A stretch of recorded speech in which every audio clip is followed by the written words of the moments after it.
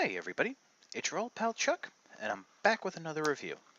And as you can see, sneaking up in front of me is another Transformers Fall of Cybertron Generations figure. It's Optimus Prime in his new video game design. This is the first figure in the series, as it says right there. Series 1, number 1, as it is for Optimus. You have the computer rendering of his in-game model. On the back, we have a photoshopped image of the vehicle and robot modes, as well as a brief bio and later old school tech specs. Um, Cross-sell on the bottom, which is nice. And like the other Fall Cybertron figures I'm going to review and have reviewed, this packaging is huge. I mean, it covers my face. Don't know why they went with such a sizable package, but let's take a look at the figure. And here we are with Optimus Prime in robot mode, as he is in the package. There's an auto feature for his transformation that can be shown both in vehicle and robot mode. So I figured we can start off in robot mode. As you can see, he does come with his ion cannon that has two pegs. The main one is right there, and that basically allows it to look like it's coming out of his hand, while you have that secondary peg to use in vehicle mode, or in a nifty little tack feature, you roll up the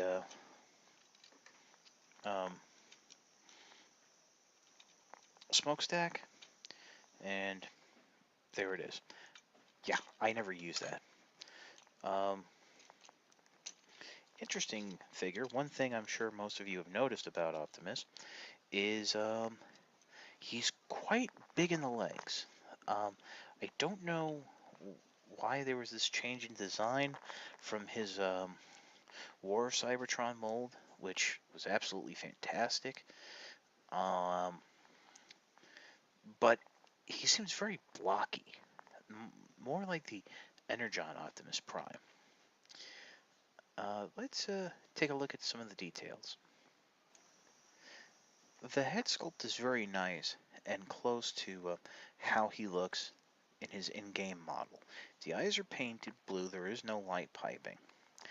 The red has a very dull black wash to it almost. Either that or it's just how the plastic was molded, but it gives him a very worn and weathered look.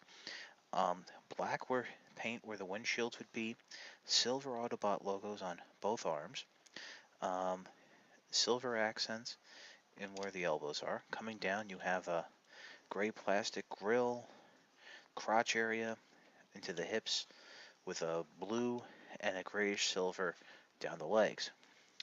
Articulation, he does have ball joints at the shoulders, a swivel joint at the bicep, bend at the elbow. Head is on a ball joint, gets a good range of motion, no waist articulation, hip rotation, swivel, and a bend at the knee. And if you take a look, I mean, that really shows you just how big that leg is. What's also nice is he has a full range of forward and back, as well as ankle pivot. So there's quite a bit of articulation to this Optimus Prime. One thing that I think has made a lot of people happy with this newer Optimus Prime is he has a much simplified transformation than the previous War for Cybertron design. Starting off, I'm going to come up and push up the smokestacks like so. This is making the arms a little tall, but we'll fix that. Next, you want to come behind, flip up this flap that is tapped into the back. This will free up the head, and in doing so, begin to push the head down and forward. This will in turn swing the arms forward by the shoulders. There's that automorph gimmick. You then want to swing the arms forward on your own. You then can rotate the arm, bend it at the elbow.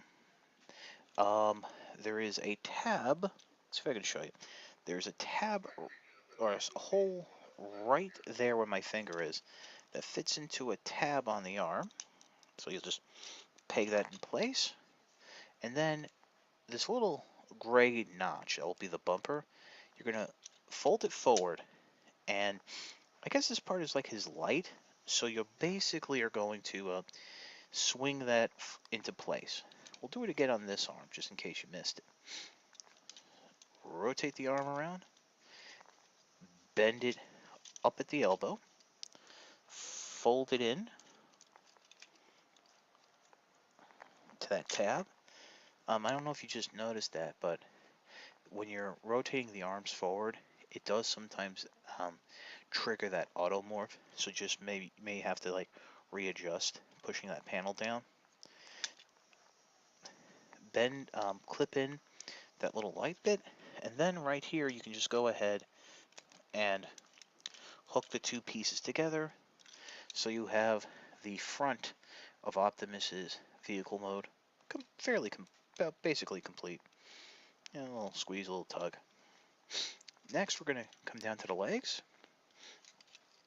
One thing that the instructions isn't clear on is the way you push the feet forward on a hinge that's in the back of the leg here,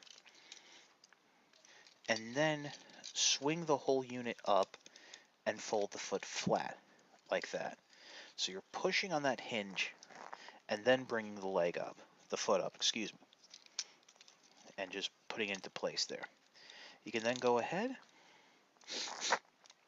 peg the legs together, like so.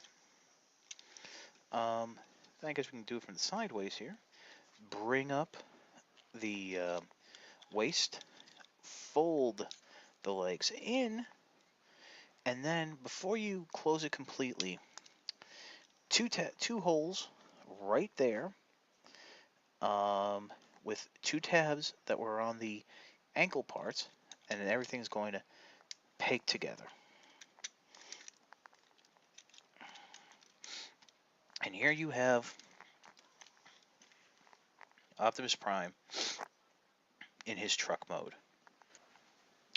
I've gone ahead and pegged Optimus's rifle into the hole in the bottom of what was his feet that you can use for weapon storage. There's also, as I showed you earlier, holes in the top of the smokestack, holes in the side of his leg, so you do have a lot of options. One thing I also want to point out that I missed in the transformation is you do rotate his fist around. Not a big difference, but I guess it kind of gives you a more smooth appearance. One other thing you can do if you want to have some fun, I happen to have the gum candy Gambaya Japanese Takara Arms Micron Optimus Prime that turns into a blaster. Well, this can fit into any of the holes as well. Here, or peg him into the side there. So you get a little more armored look. If you have more arms microns, you can, of course, deck this guy out. I'm not sure if the Japanese version is coming with an arms micron. There is one other thing I wanted to show you with the figure, and to do so I'm removing his weapons. Apparently, this new design is specifically made to look like a fist.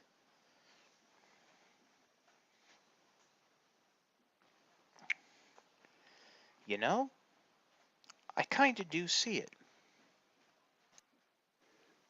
I have Optimus back in his robot mode to show off how you can display the weapons. I have the arms micron blaster here now pegged into his arm. Fall of Cybertron Optimus is a good figure. While I don't think he's the best of the first wave of Fall Cybertron figures, I don't think he's as bad as other people make him out to be. Although I do fully agree that this mold looks much better in the repaint retool of Ultra Magnus. In fact, if I didn't know any better, I would say this figure was originally intended to be Ultra Magnus. Say this mold. If you can get the War for Cybertron Optimus Prime, definitely get that figure over this guy, as that's basically a Voyager class transformation in a deluxe body. It'll drive you nuts, but it's worth it, and it looks like a really cool robot in vehicle mode. But this guy isn't that bad either. I'm pretty sure he's still on shelves along with the Wave 2 Bruticus team. So if you see him, pick him up. This is your old pal Chuck for Optimus Prime. We'll see you next time.